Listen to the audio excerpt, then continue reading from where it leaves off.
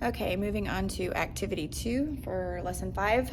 I do want to note that when we were building the graphs on on activity 1 with Ava and Gabriel's data on short side to long side, we were like kind of going up and then over.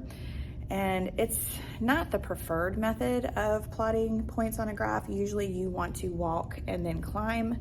So it was really, if you noticed, I was having a little bit of difficulty like plotting those points. But what I wanted to note is that on the bottom of those activities, there was a statement that it made. It says that you can represent equivalent ratios on a coordinate plane by plotting the y-x as an ordered pair of x to y. So what I should have done was kind of like reversed those points, like short side to long side, and reversed it to long side to short side, because the long side was the x and the short side is the y. But I mean, when you connect the points that represent equivalent ratios, what I noted was that it is a straight line that goes through the 0, 0, like the corner, the bottom left corner of the coordinate plane. That is what we call the origin. So when you connect the points that represent equivalent ratios, like equivalent ratios form a straight line that passes through the origin, okay? Whereas if we noticed, Gabriel's did not create a straight line through the origin. In the origin, looking over into activity 2, the origin is, and this is Ava's graph, because Ava's graph did have an equivalent ratio relationship in it, but the origin is here in the bottom left corner at 0, 0. So that is what we call the origin. Okay, and this is the origin. So here in activity 2, we're looking at Ava's rectangles. And here are all of her rectangles in order from smallest rectangle to largest rectangle. It says you've used tables and double number lines to represent equivalent ratio. So let's investigate how you can use a graph to determine other equivalent ratios and understand the connections between the representations. So here is her table of her ratios, and we can kind of see the multiplicative comparison.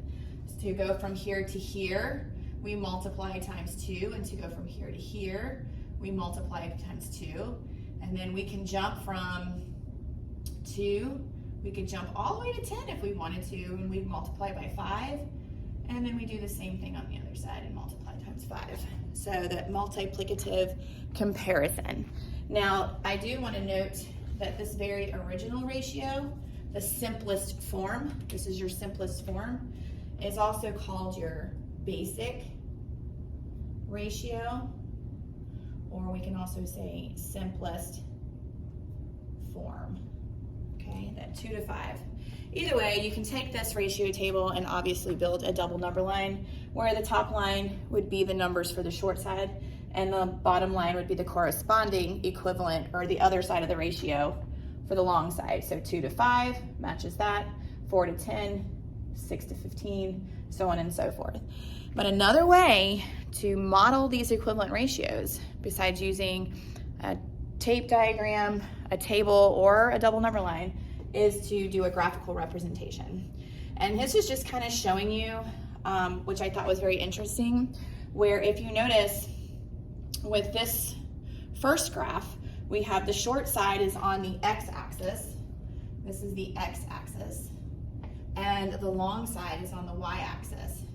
And notice the straight line picture that it connects, okay? And on the other graph, see how they did the x-axis is now the long side. They kind of flipped it, and the y-axis is a short side, but it does create the same picture. It does create the same picture. So no matter what, you can tell, regardless of what order you graph them in, they will create the same picture. So I thought that was very, very interesting. So, but I mean, if we use this, like we could figure out any equivalent ratios, like short side to long side.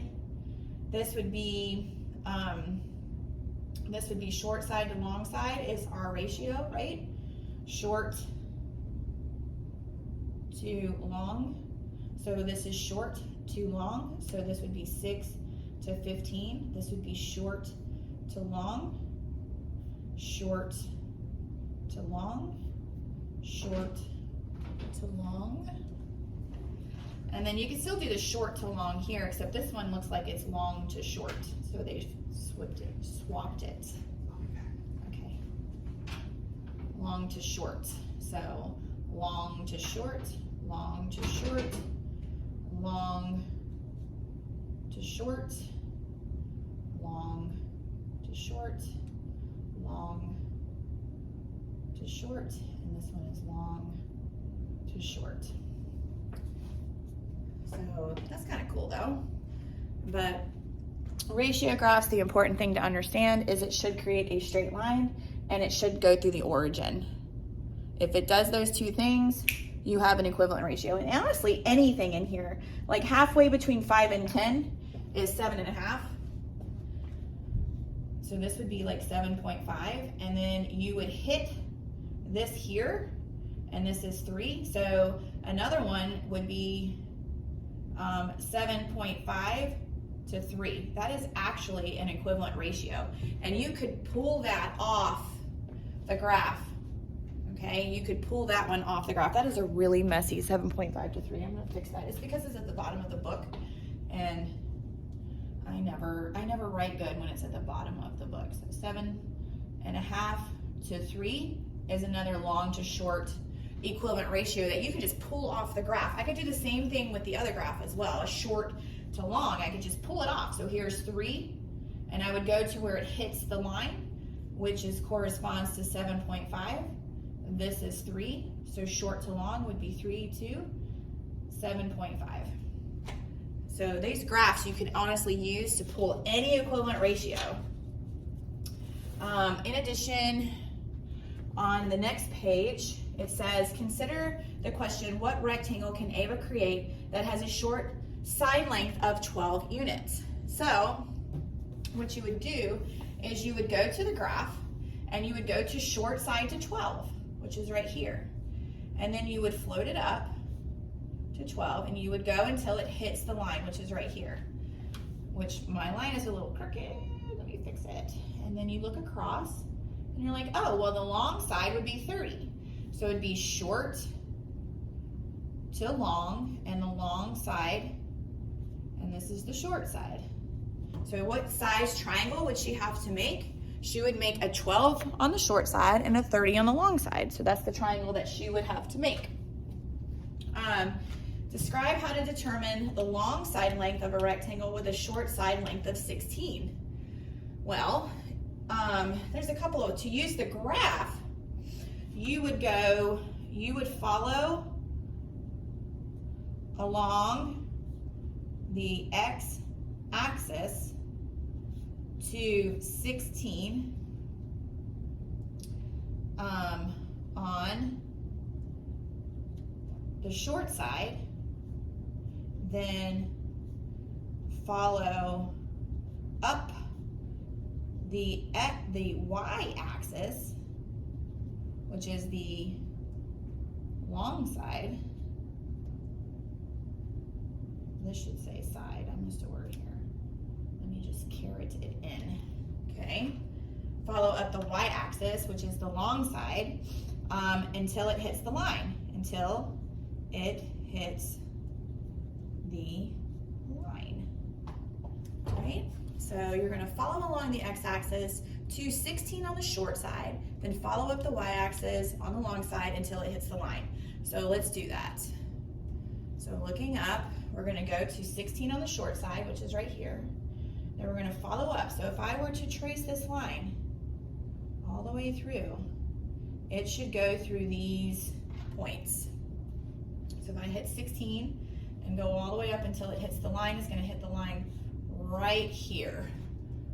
And if I follow across, it's going to be 40 on the long side. So that's how you would use the graph to figure it. So for short to long, you would have 16 to 40. All right, how would I use a table? Well, obviously the short sides are 2, count by 2, 4, 6, 8, 10, 12, 14, 16, and the long sides count by 5, 2 to 5, 10, 15, 20, 25, 30, 35, 40. This is short. This Can I get somebody from maintenance to the front office, please? And then we build our table. And that's a way to use the table to figure out what the answer would be. And then the double number line looks like the table, except instead of the boxes, you just have number lines. So short side number line counting by 2s, long side number line counting by 5s. This would be 12, this would be 30, this would be 16, this would be 40. It says one way to analyze the relationship between equivalent ratios displayed on a graph is to draw a line to connect the points. You can also extend the line to make predictions of other equivalent ratios, kind of like what I did over here. I had to extend the line out. I extended it out and then found a point that I needed. But you could pick any point along this line. In between these dots, you could find a point as well. It also says sometimes all the points on the line make sense.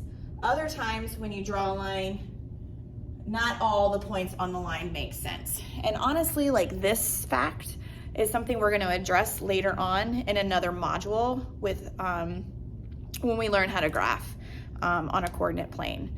Right now, this is just learning the basics of ratios and kind of pulling some information that you remembered from 5th grade, plotting points on a coordinate plane.